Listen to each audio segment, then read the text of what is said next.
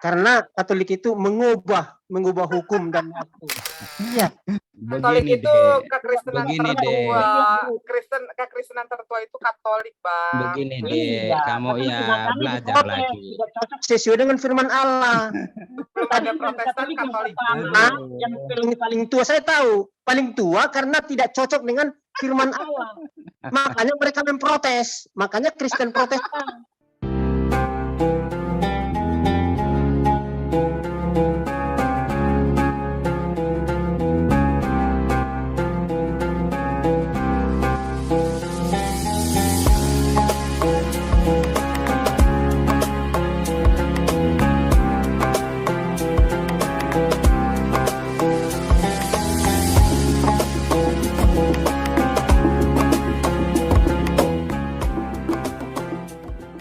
Silakan Mas Tony.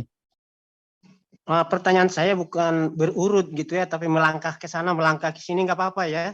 Nggak apa-apa, mau ke kiri, mau ke kanan, ke belakang, mundur, kali sumur, nggak apa-apa, silakan. Oke. Jadi itulah, jangan tersinggung. Saya hanya bertanya, kita tahu bahwa dari dulu, dari zaman Adam sampai zaman sekarang, jabatan orang hanya satu. Kalaupun ada jabatan dua, kemungkinan yang satu yang ditonjolkan. Ya kan? Jadi misalnya, contohnya, kalau dia nabi, ya nabi, nggak pernah memangku rasul, nggak pernah memangku raja. Jadi seperti Adam, dia nabi, tidak pernah dikatakan rasul, tidak pernah dikatakan raja. Dan yang lain-lain, Raja Daud, dia raja, bukan nabi, tetapi dan bukan rasul, tapi dia raja. Nah, jadi yang saya pertanyakan, kenapa Muhammad menyandang 3 jabatan? Nabi, rasul, dan raja, baginda Muhammad gitu. Jadi kenapa bisa dan siapa yang melantik dia? Terima kasih. Oke, pertanyaan bagus ini Ustaz. Silakan Pak Ustaz Tata. Oke, bismillahirrahmanirrahim. Langsung saya jawab. Jadi memang tidak ada orang merangkum jabatan itu. Jadi kalau Tuhan ya Tuhan pencipta langit dan bumi. Tidak mungkin ada pribadi-pribadi apa. Enggak. Nah, begitu juga para nabi. Jadi dalam Islam ada definisi. Nabi Muhammad bisa disebut utusan, bisa disebut nabi. Maka Muhammadun aba ahadin min rijalikum walakin Rasulullah wa khataman nabiyyin. Rasulullah wa khataman nabiyyin. Di situ Rasul dan Nabi. Pemungkas para Nabi. Nah, kenapa kau disebut Rasul? Kenapa ada Nabi? Karena memang definisinya Nabi itu adalah orang yang menerima wahyu. Yang mana wahyu itu tidak wajib disampaikan kepada orang lain. Seperti Nabi Khidir. Nabi Khidir itu Nabi. Kenapa disebut Nabi? Karena dia menerima wahyu. Tapi tidak wajib disampaikan kepada umatnya, kepada orang-orang lain. Tidak wajib. Kalau disampaikan tidak masalah. Tapi kalau Rasul, maka manusia yang menerima wahyu, yang mana wahyu itu, ajaran itu wajib disampaikan kepada orang lain. Makanya yang dikatakan Rasul itu pasti punya umat. Nabi Musa, Rasul. Pasti punya umat. Siapa umatnya? Israel. Nabi Isa pasti punya umat. Siapa umatnya? Wa rasulan ila bani Israel. Atau dalam Matius 15:24. Diutus kepada domba-domba yang hilang dari Israel. Nabi Muhammad pasti karena dia Rasul, maka dia punya umat. Siapa umatnya? Maka wa ma arsalnaka illa rahmatan lil alamin. Diutus untuk seluruh manusia, seluruh alam. Nah, berarti Nabi Muhammad disebut Rasul karena punya umat. Disebut Nabi karena menerima wahyu juga. Gitu ya. Jadi dalam Islam itu teliti. Ada penjelasan semuanya. Gitu. Misalnya disebut raja. Loh, kan dia pemimpin. Bahkan dia punya panglima yang luar biasa. Ya, jadi tidak masalah seperti Salomo, King Salomo. Ya, Daud. Gitu deh ya. Nah, Daud itu kalau dalam Kristen mungkin bukan nabi. Tapi kalau bukan nabi berarti dia tidak menerima ajaran dari Tuhannya. Menerima tata berarti nabi. Nah gitu. Gampang kan? Oke, silakan. Ya kalau misalnya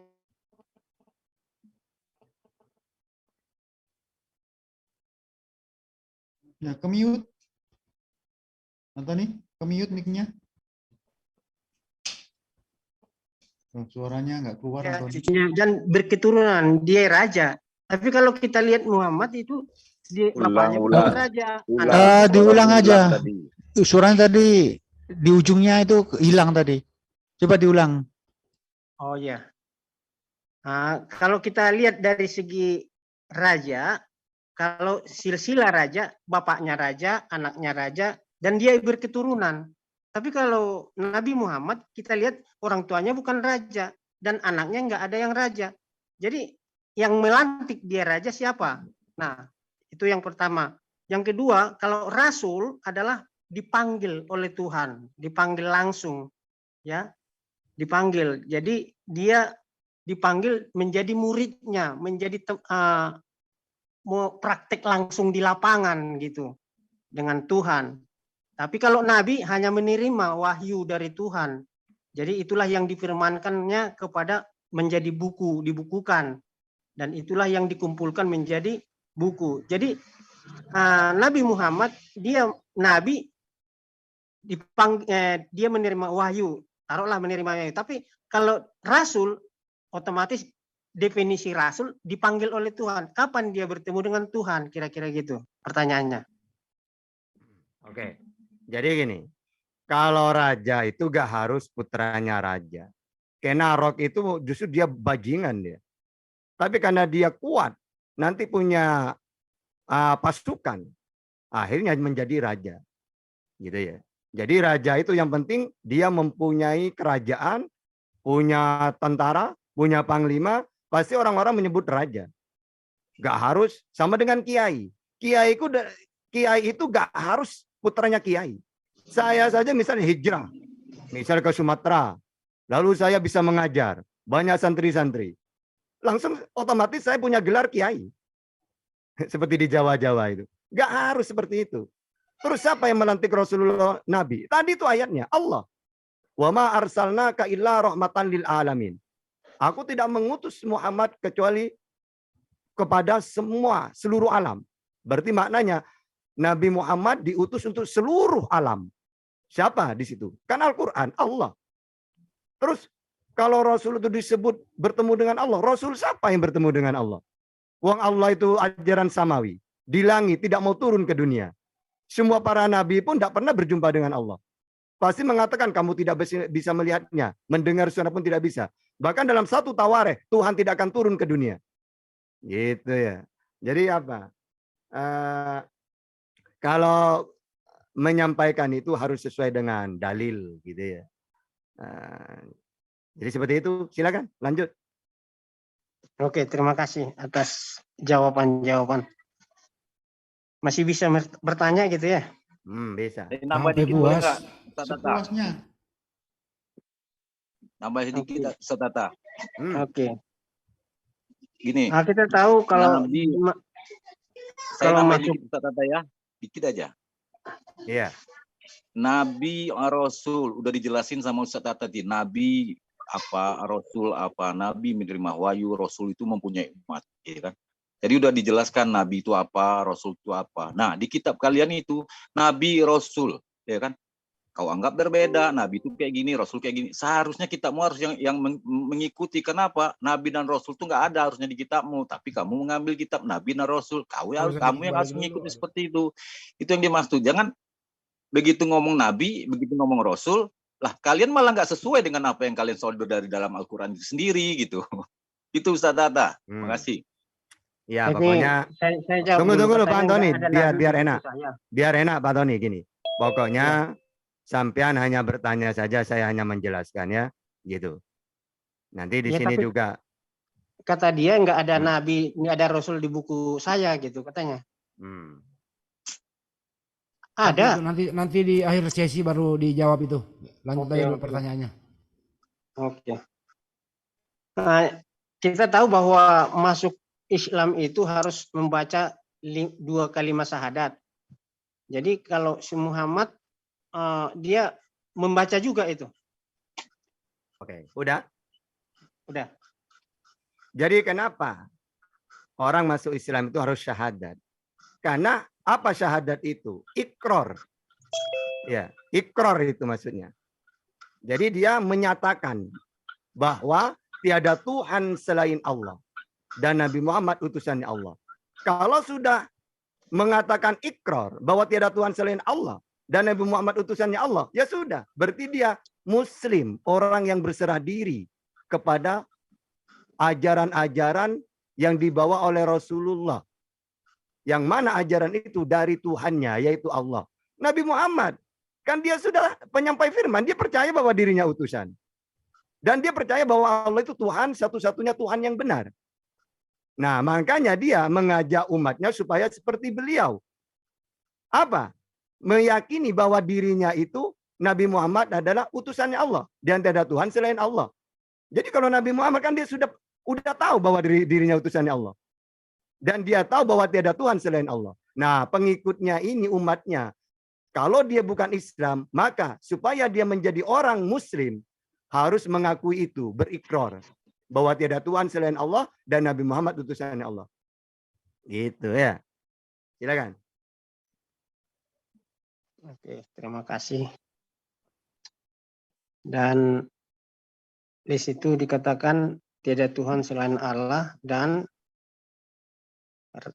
Muhammad adalah Rasul. Jadi di situ dikatakan bahwa aku bersaksi. Jadi setiap mengucapkan itu aku bersaksi, apakah dia pernah menyaksikannya? Sedangkan dia udah ya, sedangkan dia baru lahir sekarang. Sedangkan zaman Muhammad kan masih udah jauh. Kenapa sampai sekarang saya bersaksi?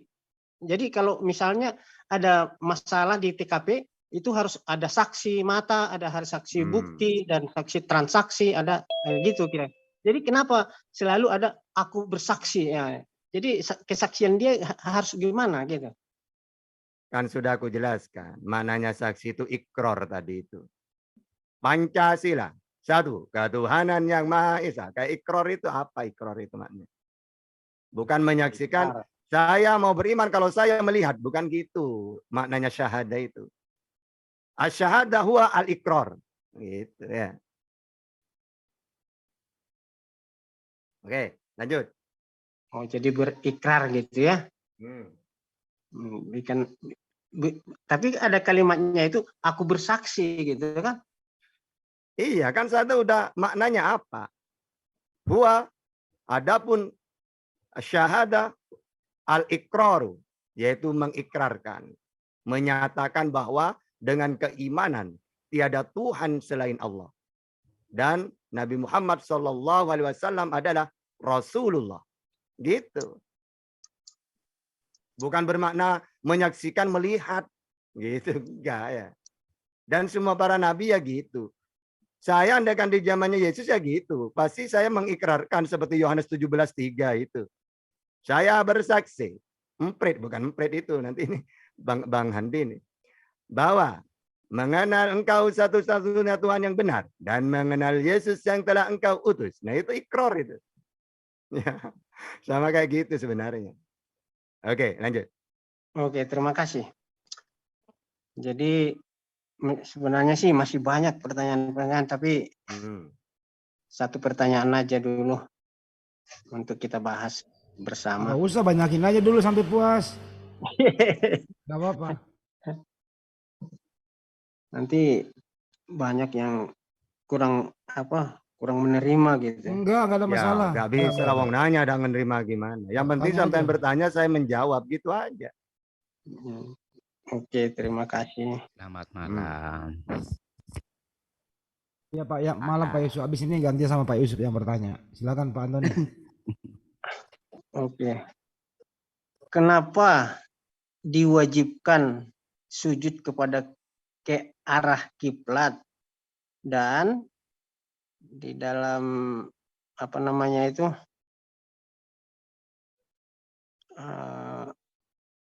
tentang mengenai umroh ini kan katanya itu 5.1 ini yang kelima gitu. Jadi wajib ibadah haji. kalau dia ya ibadah naik haji. Iya. Ya. Jadi wajib naik haji kalau dia mampu. Kalau tidak mampu berarti enggak wajib.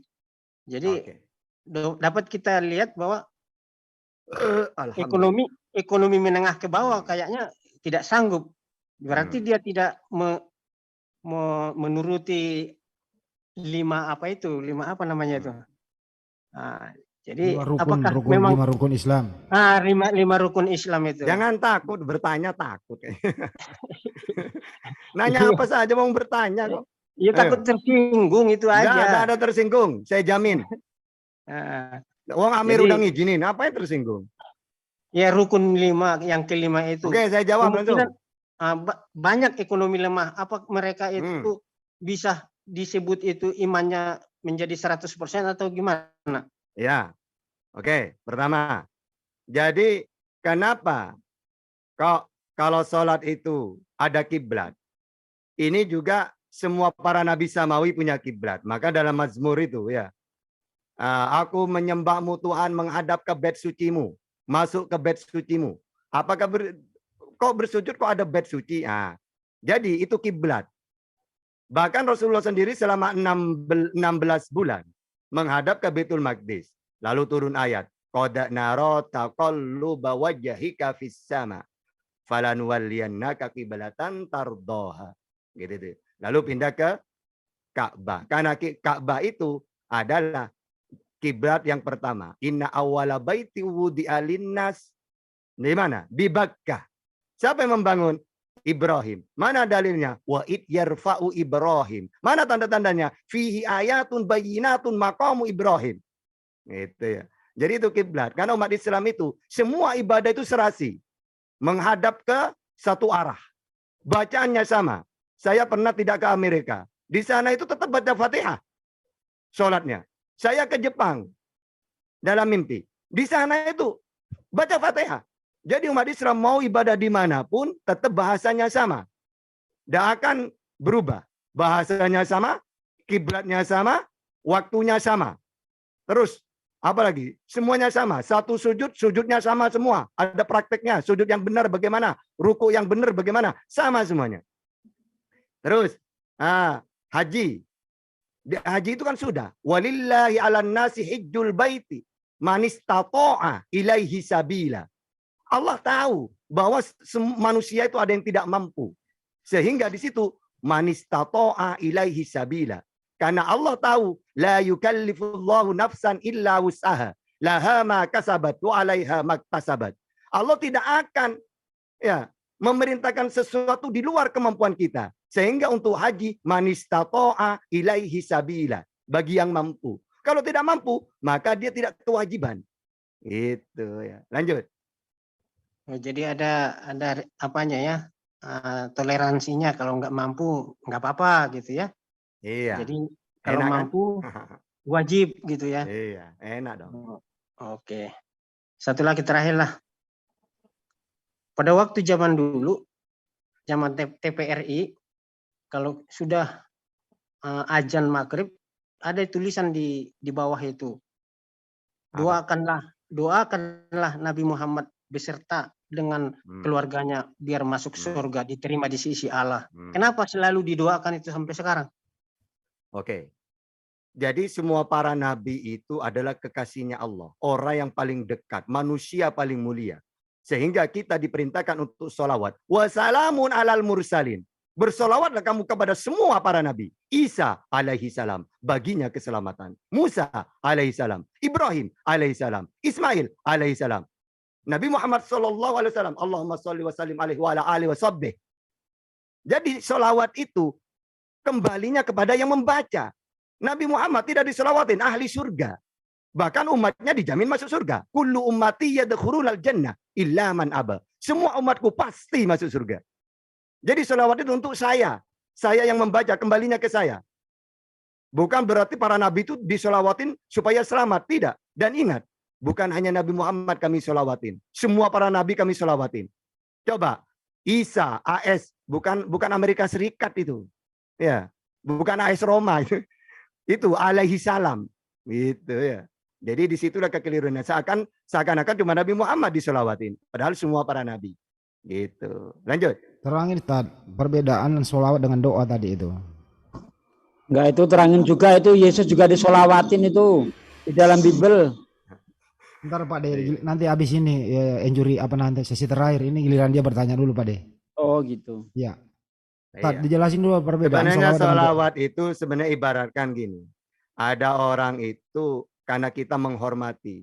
Ada seorang yang mulia. Atau maka kita memuliakan orang itu. Ibaratkan Bapak Presiden dilantik. Setelah dilantik, maka kita sebagai rakyat yang baik. Selamat ya Pak, Anda dilantik. Jadi sholawat itu seperti itu. Sebenarnya presiden itu tanpa kita baca mengucapkan selamat, tetap dia presiden. Tapi kita sendiri kembalinya ke kita sebagai rakyat yang baik. Ibaratkan gitu itu sebenarnya sholawat itu ya. Oke, lanjut. Oke, lanjut Bro. Sedikit lagi itu. Tapi sholawat itu kan istilahnya mendoakan. Jadi kita mendoakan.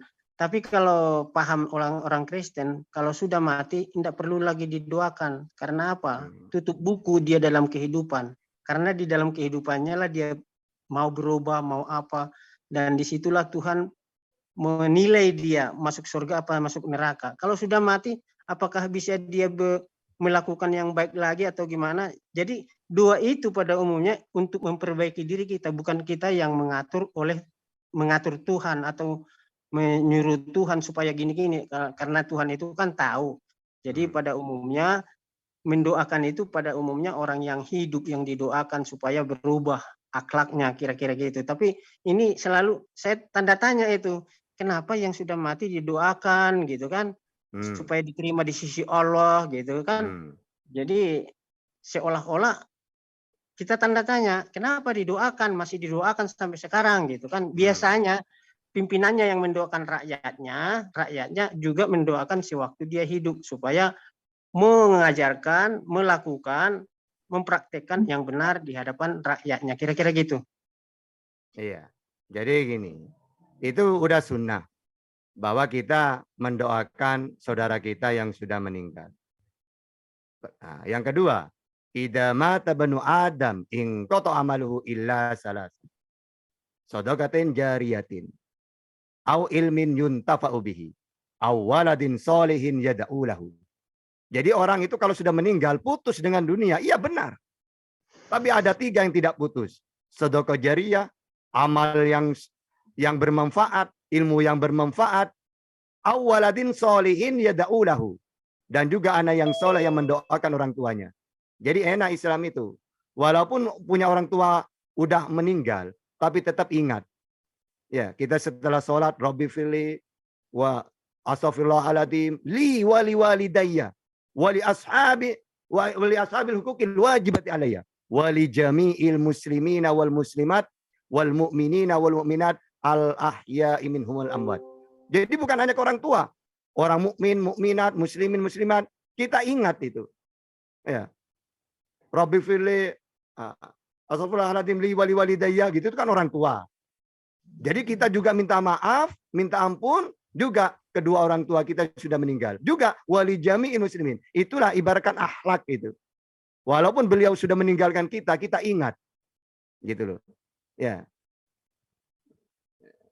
Bukan berarti kalau sudah mati hilang 100%, enggak. Kita diperintahkan masih tetap mengingat orang tua kita. Ibaratkan gitu itu ya. Oke, lanjut. Oke, terima kasih. Untuk sementara itulah dulu. Kalau ada yang mau kita perbincangkan, kita perbincangkan.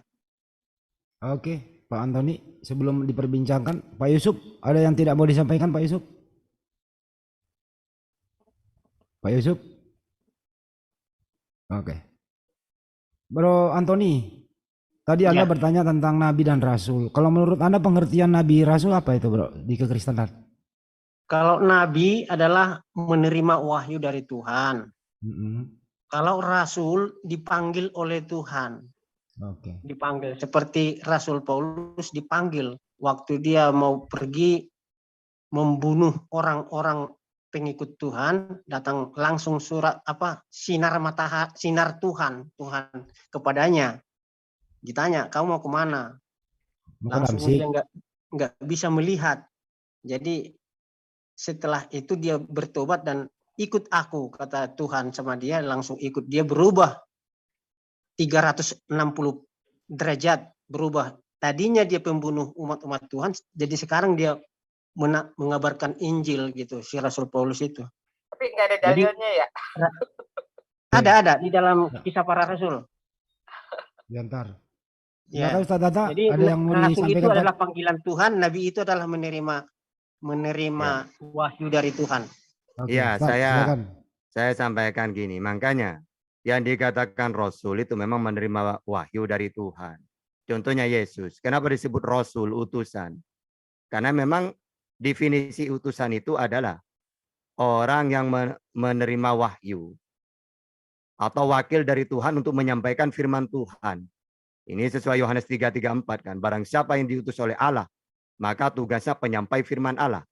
Diutus. Jadi yang Rasul itu dari Tuhan, bukan dari manusia. Ya, manusia mengutus manusia itu bukan bermakna Rasul atau utusan seperti para nabi, itu beda. Kalau cuma utusan, misalnya Yesus mengutus siapalah muridnya. Bukan berarti muridnya ini Rasul-Rasul bermakna utusan yang dari Tuhan, enggak. Sama dengan Nabi Muhammad mengutus Ali bin Abi Thalib, mengutus Abu Bakar, Umar, gitu, mengutus sahabatnya. Nah, kayak gitu beda ya. Tapi kalau bermakna utusan itu, kalau Yohanes 3:34, barang siapa yang diutus oleh Allah, maka tugasnya penyampai firman Allah. Gitu. Itu makna utusan yang sebenarnya. Seperti Yesus, utusannya Allah itu. Nabi Musa gitu. Oke, selamat malam. Oke. Malam. Ya, apa ini? Apa utusan? Silakan Pak Yusuf. Ya, apa utusan apa ini utusan? Gimana definisi utusan? Ya, tadi itu saya ada dengar utusan yang diutus manusia itu bukan apa nama? Saya lupa tadi. Ini Apa tadi? apa arti nabi dan rasul gitu loh. Saya dengarnya tadi apa? Utusan yang diutus manusia, apa tadi Bang Tata bilang, saya pun nggak terlalu itu. Apa tadi Bang Tata? Ya, Yang jadi diutus gini. manusia, apa Ya. tadi? Lupa. Jadi Rasul itu kalau bahasa Arab kan utusan. Iya. Nah, kalau kita bicara utusan seperti para nabi, ini seperti Nabi Muhammad, Nabi Isa, Nabi Musa. Nah, mereka utusannya Tuhan. Apa maksudnya? Menyampaikan firman Tuhan kepada umatnya. Makanya utusan itu pasti punya umat. Nah, beda dengan ketika kalau Bang Antonius ini kan tadi mengatakan apa ya, utusan Yesus mengutus siapa itu? Itu yang diutus itu bukan rasul-rasul bermakna menerima firman Tuhan, bukan. Karena Yesus sendiri bukan Tuhan. Gitu loh. Itu masalahnya di Kristen, Yesus itu Tuhan.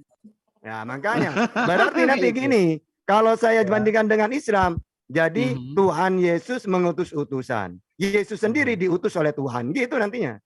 Ada dua nanti Tuhan itu. Gitu kalau ya. Yesus ini pemaknaannya agak berbeda. Tentang Yesus disebut utusan ini maknanya agak berbeda. Karena apa? Karena sering dibilang apa di dalam pewartaan itu, Yesus diutus Bapa. Ini bukan berarti bahwa apa ya, Yesus ini sekedar utusan yang terpisah dari keilahian itu sendiri. Tetapi utusan di sini, kenapa dalam kesaksian pewartaan itu menegaskan tentang siapakah Yesus ini. Yang saya sering ulang-ulang bahwa di dalam Yohanes sangat jelas diwartakan tentang siapakah Yesus ini melalui pembukaannya itu ego eimi, tentang siapakah Yesus. Tentang kemuliaan, kata kemuliaan doksa di dalam Injil Yohanes itu menyatakan siapakah dia ini.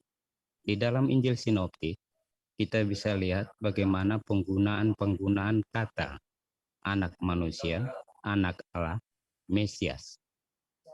Dan khusus Matius ini dia ada menyebutkan tentang Emmanuel. Jadi pengungkapan ini menunjukkan hal yang berbeda tentang pengertian yang ada beberapa ayat ya yang mengatakan aku diutus Bapa.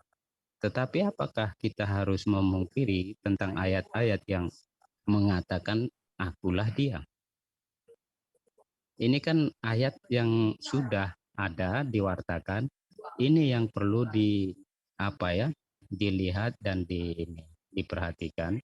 Karena kalau hanya menonjolkan, hanya mengangkat satu ayat atau ayat tertentu, ya jelas yang lainnya harus dibuang untuk bisa memperkuat, memperteguh bahwa Yesus hanya utusan. Berarti sebagian besar ayat-ayat yang bercerita tentang sisi keilahian Yesus harus dibuang. Ya seperti itu. Oleh karena itu kekristenan melihat keseluruhan itu. Itu maka berkembang kristologi, teologi tentang bagaimana mau mendekati tentang siapakah Yesus ini. Oke. Jadi begini ya, Bang Yusuf. Saya istilahkan dulu ke Nabi Muhammad dulu. Maka Muhammadun aba ahadin min rijalikum walakin Rasulullah wa khataman nabiyyin. Jadi Nabi Muhammad itu utusannya Allah, juga seorang nabi. Lalu kita praktekkan, apa utusan itu? Penyampai firman. Apakah Nabi Muhammad menyampaikan firman? Iya. Wa ma yantiqu anil hawa in huwa illa wahyu yuha allamahu syadidul quwa. Yang ketiga, apakah Nabi Muhammad punya umat? Iya. Wa ma arsalnaka illa rahmatan lil alamin. Umatnya seluruh alam. Apakah dia mengenalkan tauhid, Tuhan yang benar? Iya, yaitu Allah. La ilaha illallah. Wahdahu la syarikalah. Nah, itulah maknanya utusan itu. Nah, kita praktekkan ke Yesus. Yesus mengaku utusan. Banyak dalilnya. Lalu, apakah dia menerima firman? Iya. Segala firman yang kau sampaikan kepadaku telah kusampaikan kepada mereka. Apa yang aku sampaikan sesuai dengan apa yang difirmankan oleh Allah kepadaku. Oke, memenuhi syarat. Apakah dia ngaku nabi? Iya. Di dalam Matius 6 ayat 4. Markus. Ya, beginilah seorang nabi. Udah, berarti sama dengan Nabi Muhammad semua kan. Apakah dia mengenalkan Tuhan yang benar, yang esa? Iya. Hai Israel, Tuhan kita, Tuhan Allah itu esa.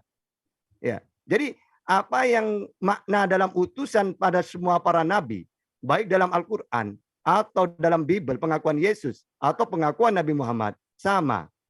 Sehingga kami memposisikan sesuai pengakuan-pengakuan dalil-dalil itu. Nah, tapi kalau Bang Yusuf ini punya penjabaran yang lain, ya tidak masalah. Itu kan imannya beda-beda gitu. Lanjut.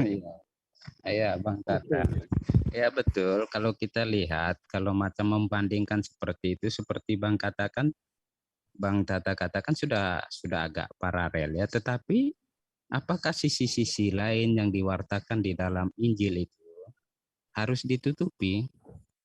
Seperti itu yang saya sudah katakan, poin-poin besar di dalam di dalam kesaksian itu. Ini belum kita masuk ke ceritanya lagi, tetapi poin-poin besar atau tema-tema besar di dalam pewartaan itu. Itu bukan sedikit itu. Ego emi itu 7 kali itu beberapa bab itu, bukan 1-2 ayat itu. Tentang pembukaan itu 1-14 itu sangat jelas mewartakan tentang siapakah Yesus. Tentang yang saya katakan tentang bagaimana Yohanes 16, banyak sekali sisi kodrat keilahian yang dimunculkan dari kesaksian tentang siapakah Yesus.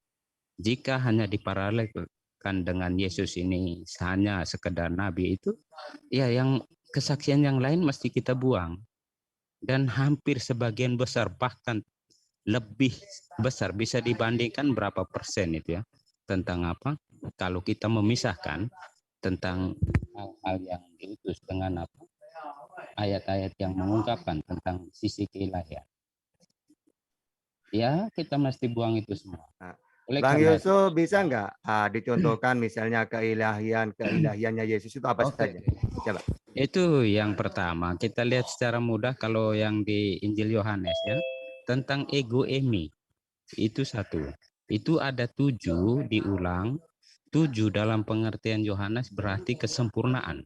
Ketika dia mengulang 7 kali, berarti bahwa ini penegasan yang sungguh-sungguh. Ini khas untuk Yesus ketika Yohanes menggunakan kata itu. Ini mau dikonkordansikan kepada supaya jelasnya begitu. Kalau Kristen enggak lah, karena Kristen Katolik ini juga Kristen bahkan yang terbesar. Jadi kalau bilang Kristen, ya lihat juga saudara tuamu. Karena begini, tentang bagaimana purgatori ini sampai tidak mau coba tidak ditepis oleh Martin Luther atau apa, ini sejarahnya pun ada. Ketika bagaimana beranggapan bahwa hanya iman. Ini ada nanti hubung kaitnya tentang ini. Ini pembelajaran ini pun bukan mudah. Ketika kita mau berdasarkan kepada Alkitab, di Injil itu juga ada tentang bagaimana jiwa-jiwa yang terpenjara itu. Jadi tentang apa? Tentang penghayatan iman dari apa Bible yang kita pahami. Ya, kita akan mengungkapkan sisi iman kita. Ya, kalau memang Anda masih bisa ini, tetapi kalau bisa pakai Protestan. Karena kalau Kristen, ya saya juga Kristen. Katolik ini Kristen loh. Jadi kalau bilang Kristen beranggapan itu juga nggak benar. Karena Katolik ini adalah Kristen. Jadi Katolik, Pak. Kristen Katolik, karena di dalam terdaftar iya, di dalam pemerintahan Kristen Protestan, Kristen Katolik. Jadi ada dua. begitu. Yang kalau kita bisa Jadi bedakan, bukunya juga beda. iya, Ada tambahan di tengah-tengah Alkitab itu kalau Katolik. bukan tambahan itu. Tambahan. Kamu belum ngerti. Jadi Saya ya sudah sudah. ngerti. Karena Katolik itu mengubah hukum dan waktu. Iya. Katolik Begini itu deh. kekristenan Begini tertua. deh. Kekristenan tertua itu Katolik, Bang. Begini deh, kamu ya belajar lagi. Tidak cocok sesuai dengan firman Allah. Belum ada Protestan, Katolik. Yang paling tua saya tahu, paling tua karena tidak cocok dengan firman Allah. Makanya mereka memprotes. Makanya Kristen Protestan. Orang enggak, Sabar, biar dulu, Mi. orang Biarkan dulu dia, Mi. Biarkan dia selesai dulu. Membuat nggak boleh bicara peraturan di dulu ini Kristen. gimana? Kamu bukan Kristen, ya? Bukan, karena Jangan kamu membuat saya Sebentar tahu. dulu. Kamu bukan Kristen. Karena saya Nah, tahu dengarkan Tertullian saja. Dengarkan aja. Karena Imanmu gini, bukan Sabar, Kristen. sabar. karena dulu. saya tahu Tahu dari mana? historicalnya. Kamu tidak tahu Hanya dengar-dengar, berarti bukan diimani. nggak usah emosi. Saya Sabar dulu, emosi. sabar Kita di dulu. sini Kamu diskusi. membuat peraturan di dalam Kita di sini Kristen, diskusi. sedangkan kamu bukan Kristen. Loh, Ya.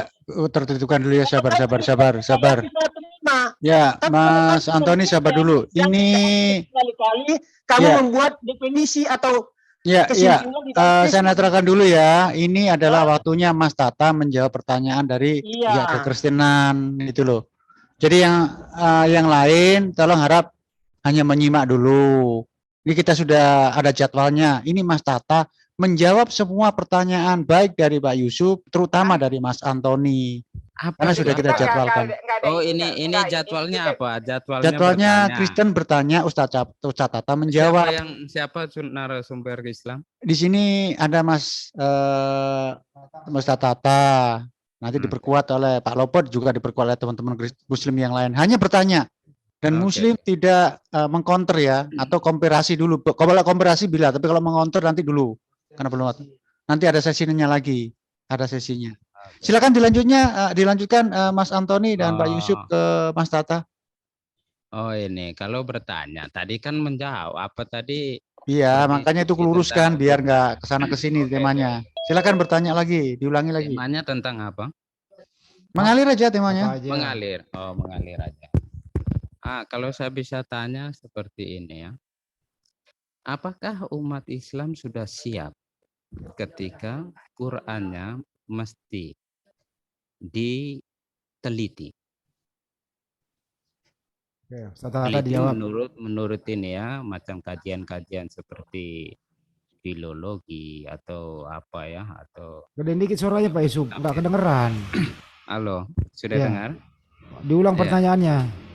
Ya, apakah sudah ada keterbukaan dari Islam untuk macam apa ya, membuat penelitian terhadap Al-Quran?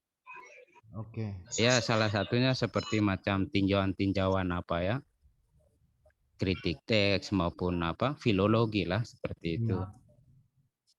Oke. Bisa, Udah. Bung Andri? Ustadz Tata dulu, ini habis ini baru dokter ya. Izin. Tata mau jawab? Ustaz? Ya, mau diteliti, mau diapa ya silahkan. Kan nanti ditanyakan gitu. Nanti kita jelaskan gitu. Iya. Ya, Ya, silakan. karena begini ya, karena ketika kita dudukkan kronologis yang kita dengar tentang bagaimana Quran ini sampai terbukukan atau tertuliskan, ini kan di zaman Utsman, ya, itu tahun berapa ya? Sekitar berapa itu? 600 berapa itu Utsman itu? Kita harus dudukkan kronologis yang benar supaya kita mengerti. Nanti apa hubungannya? Ini belum tentang apa ya, tentang bagaimana mengkritik teksnya, tetapi kita coba dudukkan. Pak Yusuf, suaranya kecil gitu sorry. ya. Mungkin diperbaiki dulu sambil diperbaiki mic-nya Pak Yusuf. Mungkin Mas Antoni teruskan lagi pertanyaannya. Diperbaiki dulu Pak Yusuf. Kecil banget suaranya. Mas Antoni silakan.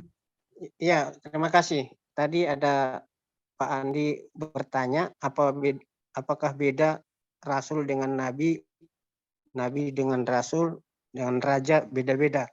Di sini coba kita baca dulu Ibrani ya. Melalui Alkitab kita lihat Ibrani 1. Saya bacakan ya. Setelah pada zaman dahulu Allah berulang kali dan dalam pelbagai cara berbicara kepada nenek moyang kita dengan perantaraan nabi-nabi. Jadi zaman dulu sebelum Yesus masih merantara nabi-nabi menyampaikan firman Allah kepada nenek-nenek moyang kita dulu. Ya, ayat kedua. Maka pada zaman akhir ini ia telah berbicara kepada kita dengan perantaraan anaknya yang telah ia tetapkan sebagai yang berhak menerima segala yang ada. Oleh dia Allah telah menjadikan alam semesta. Jadi tahap rasul itu adalah pada zaman Yesus. Tetapi pada zaman dulu sebelum Yesus adalah nabi-nabi yang diutus oleh Allah. Jadi perbedaan antara nabi dengan rasul, nabi menerima wahyu dari Tuhan, tetapi pada zaman Yesus turun karena zaman dulu tidak menerima ya, banyak berontak kepada Tuhan, makanya Yesus langsung turun ke dunia ini. Dan tahap ketiga, toh juga orang sampai sekarang tidak menerima Tuhan Yesus di dunia ini. Makanya Tuhan mengatakan, akan kuutus rohku. Jadi tahap ketiga, rohnya yang diutus untuk menyampaikan firman-Nya kepada perorangan. Jadi barang siapa yang percaya kepadanya, pasti dia menerima Yesus sebagai juru selamat. Itulah bedanya nabi dengan rasul. Terima kasih. Oke. Jadi gini ya. Kalau masalah nabi dan rasul, dalil dalam Quran ada. Bahkan Yesus sendiri ya rasul, utusan, juga nabi, ada dalilnya. Jadi yang dikatakan samawi itu memang Allah mengutus itu ya manusia, nabi dan rasul. Coba sebelum Yesus, ya nabi dan rasul mereka. Karena mereka juga menerima wahyu. Yesus sendiri ya nabi. Mereka belum disebut rasul. Disebut apa? Nabi. Oke. Rasul itu apa maknanya kalau dalam Kristen? Kalau makna rasul itu panggilan Tuhan, dipanggil langsung. Ya makanya berarti beda ya. Seperti murid-murid Yesus itu ada 12. Iya, rasul itu kan utusan bahwa kan? 12 itu adalah 12 suku dari Israel. Iya, rasul itu maknanya utusan kan? Panggilan, dipanggil untuk menginjilin. Iya, utusan namanya. Bukan? Dipanggil untuk menginjil. Menginjil? Iya, mengabarkan Injil. Berarti kalau Yesus itu bukan utusan berarti? Dia sebagai manusia memang diutus oleh Allah Bapa. Ya sudah, berarti maknanya dia utusan kan? Sama seperti nabi-nabi yang lain kan? Beda. Kalau nabi yang lain menerima, kalau dia langsung dari dirinya, dia adalah firman itu. Dan makanya bisa praktek langsung di lapangan. Apa Berarti yang tidak- dilakonnya itu adalah Iya. firman Tuhan. Berarti tidak menerima firman dia. Dirinya firman. Iya, berarti tidak menerima firman. Tidak. Nah, disitulah kesalahannya. Bukan kesalahan. Kalau tapi dia adalah Pak firman. Yusuf, coba Pak Yusuf. Yesus menerima firman apa enggak, Pak Yusuf?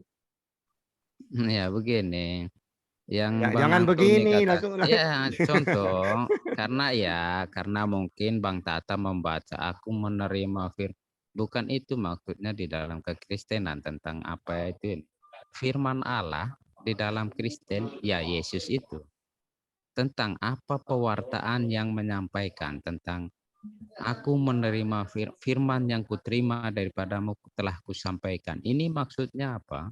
Maksudnya bahwa apa yang diwartakan atau apa yang diajarkan Yesus ini juga berasal dari Bapa. Karena menunjukkan hubungan keeratan Bapa dengan Putra. Enggak, yang saya tanya itu biar sama Iya, dengan iya. Antonius. Kata Antonius itu tidak menerima firman dari Tuhannya katanya. Menurut Pak Yusuf? Iya, kalau sama itu memang dia nih Iya, adalah tidak firman menerima. Allah. Dia nih firman Allah. Kenapa Bang Pak Tata Yusuf, mengatakan? saya Iya, tegaskan saya lagi. tahu. Menurut Pak Antoni tidak menerima firman dari Tuhannya. Menurut Pak Yusuf? Begini penerimaan Jangan yang begini Pak dimaksud. Yusuf. Kalau tidak, Iya. tidak. Kalau iya, iya gitu loh. Oke, saya katakan Yesus adalah firman Allah. Berarti tidak Gimana? menerima berarti ya? Saya nggak bicara menerima atau tidak. Saya katakan Nah. Yesus adalah firman Allah. Tapi yang saya pertanyaannya Ustaz tanyakan- Tata, menerima atau tidak? Iya itu.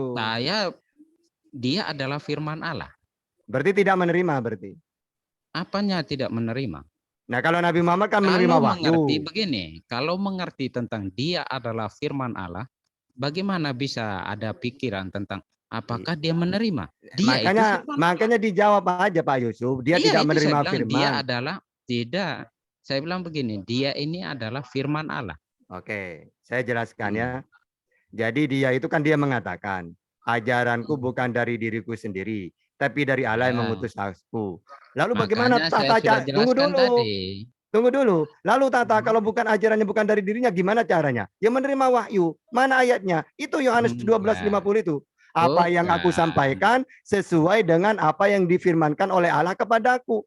Jadi kalau Iya. dikatakan dia tidak menerima firman, salah. Karena ayatnya itu banyak. Coba ayat. Oke. Yohanes 12:50, Yohanes 17:7, Oke. Yohanes Semengerti 5:30, apa? Yohanes Oke. 14:24, Yohanes Contoh. 12:44, Terus, Yohanes 7:16, Yohanes 8:26. Itu Tunggu menerima dulu. firman itu. Coba bacanya jangan terpisah-pisah begitu. Itu bukan gaya Injil Yohanes, enggak. Coba lihat konteksnya. Baca, kita lihat baik-baik apa yang dimaksudkan. Yang saya sudah jelaskan tadi bahwa ketika pengertian itu ditempatkan itu bukan berarti bahwa Yesus ini mendengar Bapa itu dan tidak, itu menyatakan hubungan yang tak terputuskan antara Bapa dengan Putra. Apa yang diajarkan Yesus ini juga yang diajarkan Bapa.